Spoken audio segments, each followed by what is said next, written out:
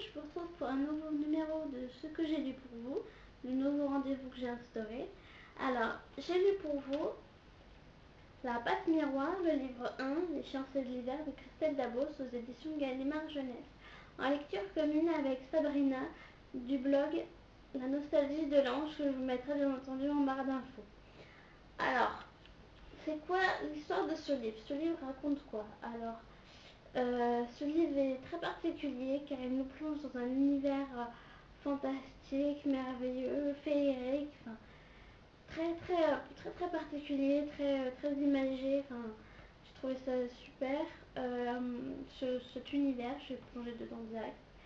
Alors, on nous parle d'un personnage qui s'appelle Ophélie, qui nous est décrite comme la gardienne de musée. Enfin, je sais pas trop si on peut dire ça. C'est comme ça qu'on dit, mais on va dire ça comme ça. La gardienne du musée, typiquement maladroite, enfin à deux mains gauches, tout le temps affublée de vêtements bizarroïdes, avec une écharpe tricolore, des longs cheveux, des lunettes.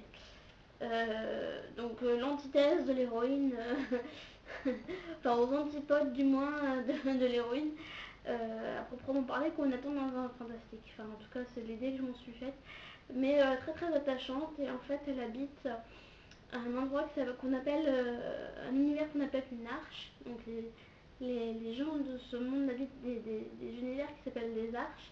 Et l'arche d'Ophélie s'appelle Anima. Donc sur Anima, ils ont tous des liens de parenté, c'est marrant. Tout le monde est cousin avec tout le monde est oncle de tout le monde est frère et sœur de tout le monde. En bref, et il y a en tout cas une grande partie, enfin en tout cas plusieurs personnes qui ont des dons. Et le don d'Ophélie, parce qu'effectivement cette héroïne qui a deux mains gauches a un don qui est en fait, enfin elle en a deux en fait exactement. Elle a d'abord, comme son nom l'indique, elle passe le miroir, c'est-à-dire qu'en fait, une fois que le miroir a imprimé entre guillemets son reflet, qu'elle a apprivoisé un peu le miroir en quelque sorte, hein, elle peut passer à travers pour en fait rejoindre un autre monde, une autre pièce, une autre maison, un autre lieu, en tout cas le lieu qu'elle désire. Elle pense à un lieu et elle le traverse d'emblée. Bon, son côté très maladroit et un peu gauche, enfin très même, est dû en fait apparemment à un accident qu'elle a eu quand elle avait 13 ans. Elle essaie de passer un miroir et la moitié du corps était d'un côté et l'autre moitié de l'autre côté. Donc voilà, je peux vous dire que c'est assez cocasse comme phénomène et donc comme situation. Et donc ça m'a fait beaucoup rigoler quand j'ai su ça. Et donc Ophélie, qu'est-ce qui va lui arriver en fait? Ophélie, qui est tranquille et dans son coin et n'a jamais rien demandé à personne, et ben la pauvre, elle va devoir, enfin je dis la pauvre parce qu'effectivement c'est pas vraiment ce qu'on pourrait souhaiter de mieux, on la contraint à épouser quelqu'un, épouser un homme. Donc au bout de la troisième demande en fait, les doyennes lui ont attribué un homme qui en fait s'appelle Thorn, et qui lui appartient à une autre arche qui s'appelle le pôle. Et notamment dans le pôle, il y a un endroit qui s'appelle la citatielle. Et, et donc ben, il habite là. Et en fait, Thorn, pour une visite, enfin une rencontre, en fait, va venir sur Anima. Et pour rencontrer Ophélie, et puis parler à l'esprit, on appelle ça l'esprit de la famille, enfin l'esprit d'Anima en gros, qui s'appelle Artémis, pardon. Et pour lui parler, pour demander s'il accepte d'épouser, si l'esprit de la famille accepte d'épouser Ophélie, enfin accepte cette union. Parce que les doyennes apparemment du pôle l'ont exigé, l'ont demandé. Et bon, bah, Artémis a accepté, hein, comme de bien entendu.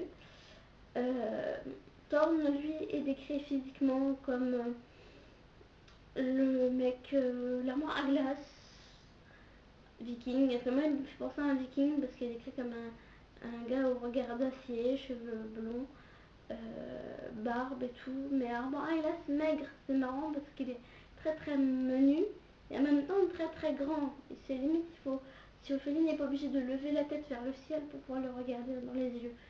Sinon, dès qu'elle lève un tout petit peu la tête, elle a son ventre, si vous imaginez un peu sa taille. Donc, et en fait, déjà, elle qui n'était pas très très disposée à épouser un homme quel qu'il soit, en voyant Thorne, l'est encore moins. Et lui ne fait pas tout pour se faire apprécier non plus. Hein. Donc en fait ils vont voyager pour en fait amener Ophélie avec sa tante Roselyne qui va vivre avec elle pour veiller sur elle en fait. Donc ils vont aller au pôle avec un dirigeable. Donc ça m'a fait rigoler. Un peu ce système de dirigeable, c'est très longtemps que je n'ai pas entendu parler de ce moyen de transport, un peu vieillot, mais très original. Donc le voyage va durer très très longtemps et en même temps ils vont pas beaucoup se parler, ils vont pas apprendre à se connaître, donc elle va pas en apprendre sur Thorne et vice versa. Thorne va plutôt essayer de lui faire peur et la dissuader de l'épouser. Lui dire qu'en gros elle tiendra pas une semaine. En gros avec lui, ne serait-ce qu'au climat du pôle, parce qu'effectivement, d'après des archives qu'elle a consultées, vu elle a aussi un autre don, c'est-à-dire le don de liseuse. C'est-à-dire qu'en fait, elle enlève ses gants de liseuse et quand elle enlève ses gants, elle peut lire les objets. Lire les objets, c'est-à-dire en fait, dès qu'elle les touche, elle connaît, elle sait qui a tenu pour la dernière fois ce, cet objet, l'objet qu'elle a dans les mains, qu'est-ce qui lui est arrivé, où est-ce qu'il a voyagé, de quelle main à quelle main il a été, l'histoire des propriétaires un petit peu. Un peu ce qui est arrivé au propriétaire de l'objet en question. Et donc voilà. Je sais plus où j'en étais. J'ai un trou. Donc elle a ce don et donc il lui a dit qu'elle ne tiendra pas une semaine. Parce que en fait, vu qu'elle est liseuse, elle a vu des archives, elle a lu les objets et qui lui apprennent qu'au pôle il fait horriblement froid, que les hommes sont des chasseurs, qu'il y a des bêtes féroces, enfin tout pour lui faire peur en fait. Et contre toute attente, quand elle va aller au pôle, il fait très froid, d'accord, mais une fois qu'elle est à l'abri du froid, le monde est complètement différent là où elle ira.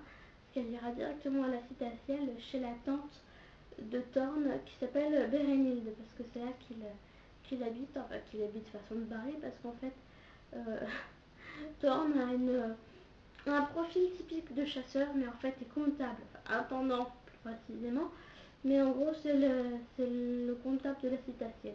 Donc toujours très occupé, toujours très absent. Donc c'est vous dire s'ils vont apprendre vraiment à faire connaissance. C'est un, c'est de l'ironie bien entendu. Donc voilà, je vais pas trop vous spoiler, mais en gros, elle va devoir apprendre les us et coutumes de la citatielle sans pour autant se montrer au monde du pôle. Elles vont pas du tout savoir qu'elle est là. Sa venue en fait est cachée aux yeux de tous, car très mal perçue.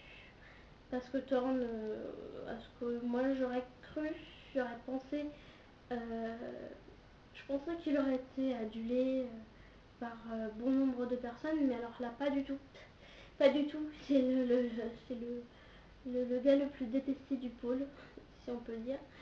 Et non, son union est très mal perçue, donc sa venue est tue aux yeux de tous jusqu'à un certain moment.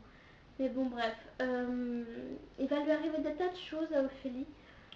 Cette héroïne qui est complètement, je vous dis, aux antipodes de ce qu'on pourrait penser, qui est toute timide, qui parle quasiment pas, qui dit pas ce qu'elle ressent à voix haute, a un courage démesuré. Moi, franchement, subir tout ce qu'elle a subi, je ne pourrais pas. Franchement, il va lui en arriver des choses, c'est impressionnant. Surtout Bérénilde, pardon. Que Thorne lui conseille de s'approcher, enfin, de rester proche d'elle parce que, et de pas en faire son ennemi parce que d'après Tante c'est la seule à qui on peut faire confiance au pôle. Bérénice devait lui en faire voir un peu toutes les couleurs. Enfin, il n'y a pas qu'elle, hein, mais bon, entre autres. Donc voilà. Cette lecture commune, j'ai mis du temps à la lire tout simplement parce que j'étais coupée un peu dans mon élan parce qu'il fallait que je mette à jour les chroniques, les dernières chroniques qui sont en ligne sur mon blog. Donc ça m'a un peu coupée dans mon élan et puis après j'ai eu un peu du mal à reprendre parce qu'en fait beaucoup de descriptions, beaucoup de... Enfin je dirais pas du blabla, mais c'est assez long dans le sens en fait où l'intrigue, l'action principale je dirais n'est que, on va dire, là, en fait il y a 519 pages et au bout de la 350, 400e page, il se passe vraiment quelque chose de palpitant du moins qui nous tient en haleine et qui nous fait qui nous fait continuer.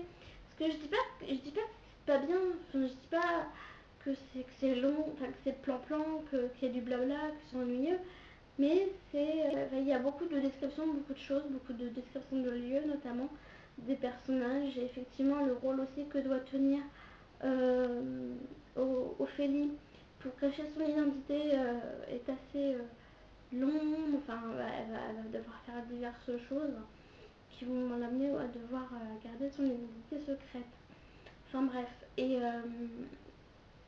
donc voilà. Euh, c'est franchement une super lecture. Franchement, malgré ce côté-là très très long, j'ai adoré cet univers. J'ai vraiment adoré Anima. J'aurais aimé d'ailleurs en découvrir un peu plus sur cet univers-là. Le pôle, alors là, n'en parlons pas, c'est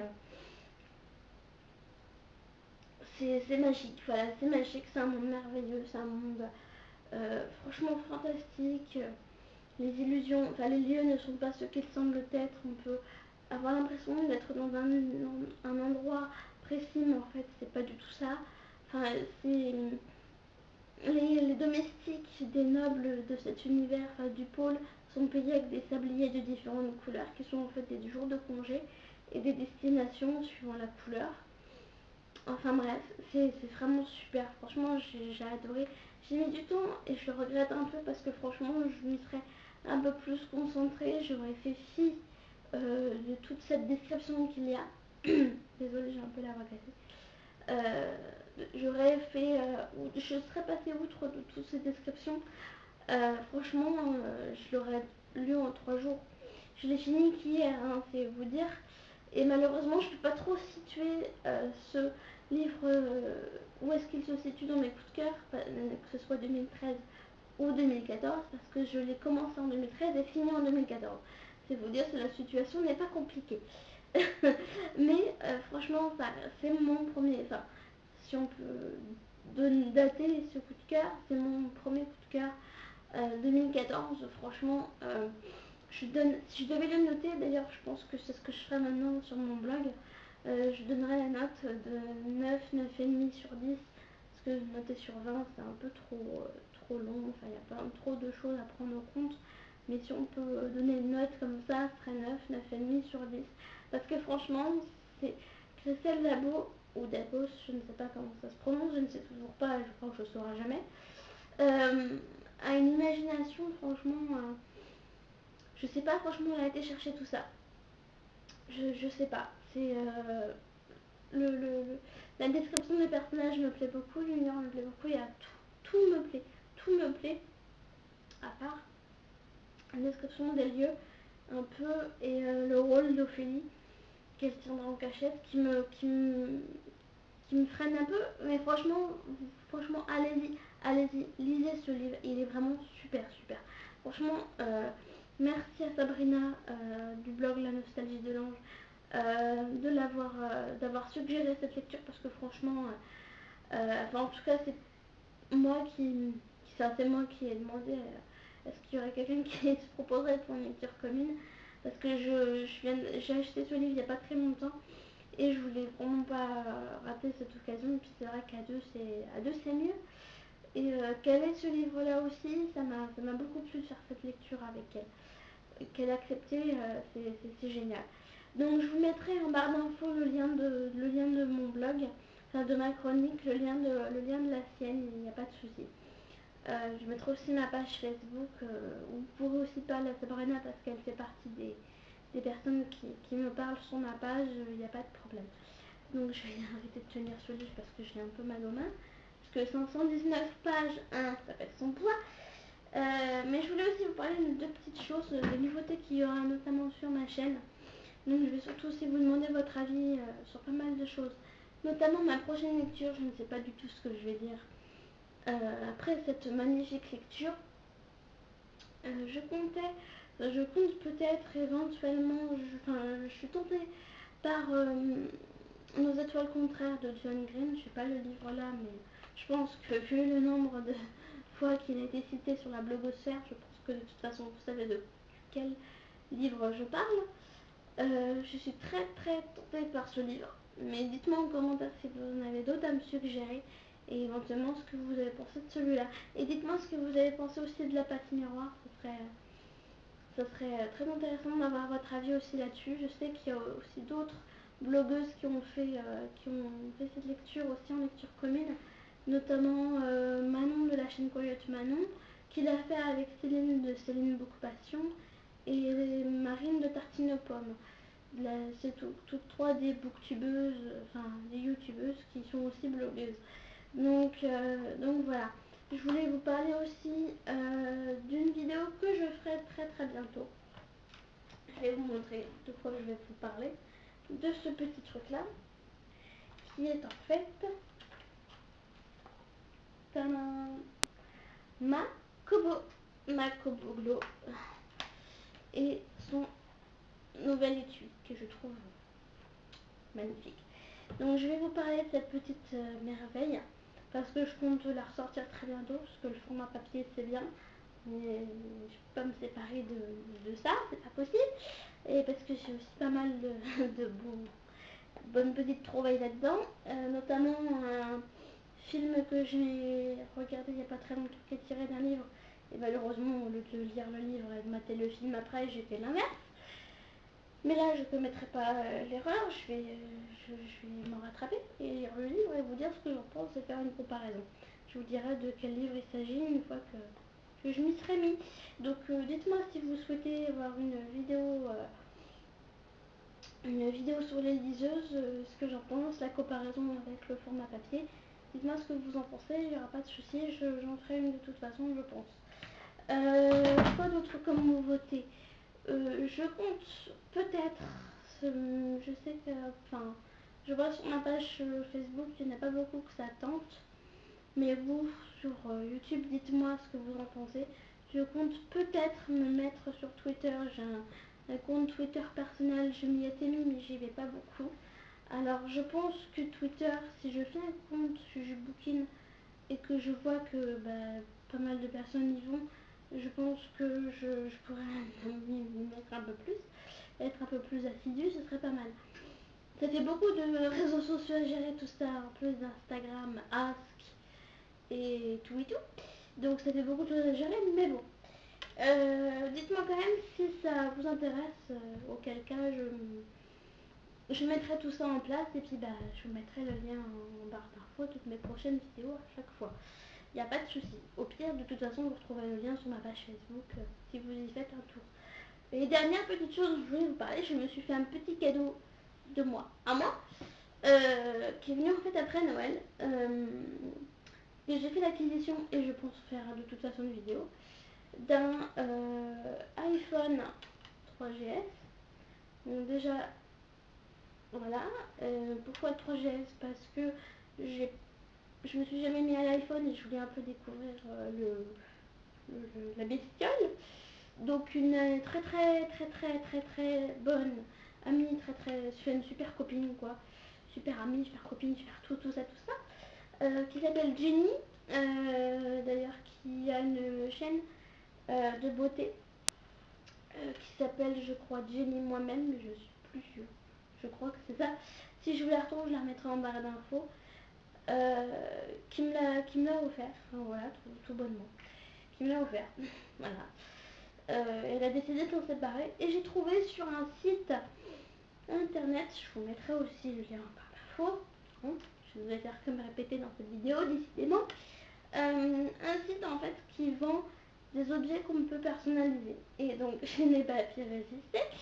J'ai personnalisé mon téléphone avec une super coque.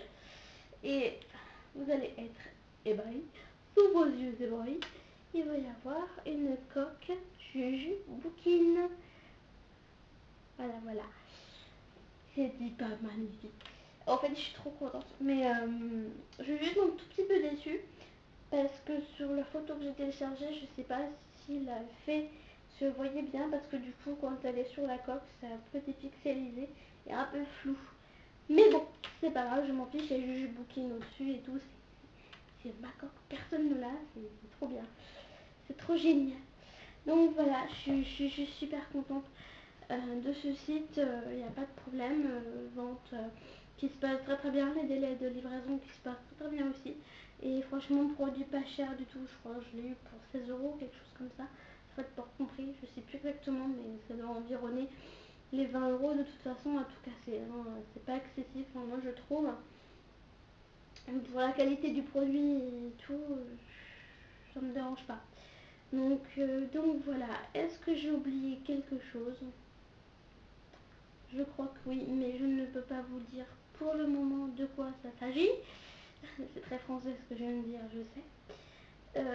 Ah oui, je modifierai aussi, j'essaierai de modifier, peut-être avec l'aide de mon ami Magali, je modifierai l'intro de mes vidéos. Parce que je ne ferai pas sur cette chaîne, parce qu'apparemment personne ici n'est décidé à me dire si oui ou non ils veulent ces vidéos.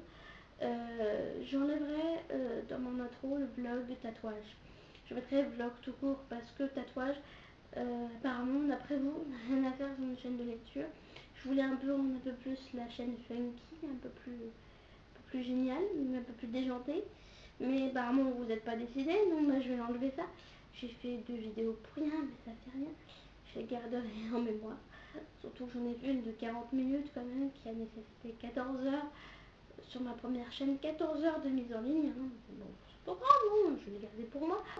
Donc je vais enlever ça et puis je crois pas faire d'autres nouveautés pour l'instant. Mais si vous avez des idées, des choses à me suggérer, des swaps, des lectures, enfin des lectures communes, d'autres choses, il n'y a pas de souci, vous pouvez, je suis disponible à toute suggestion. Je ne vous jetterai pas la pierre, je ne vous crierai pas dessus, je vous promets. Voilà, après tout ce petit blabla, je vais vous laisser et je vous souhaite une très bonne soirée, journée, peu importe le moment où vous regarderez cette vidéo. Si vous êtes en plus même pas en France, vu qu'il y a un décalage horaire, hein, ça se trouve aussi. Voilà, je vous fais d'énormes bisous et je vous dis à très bientôt. Bye bye.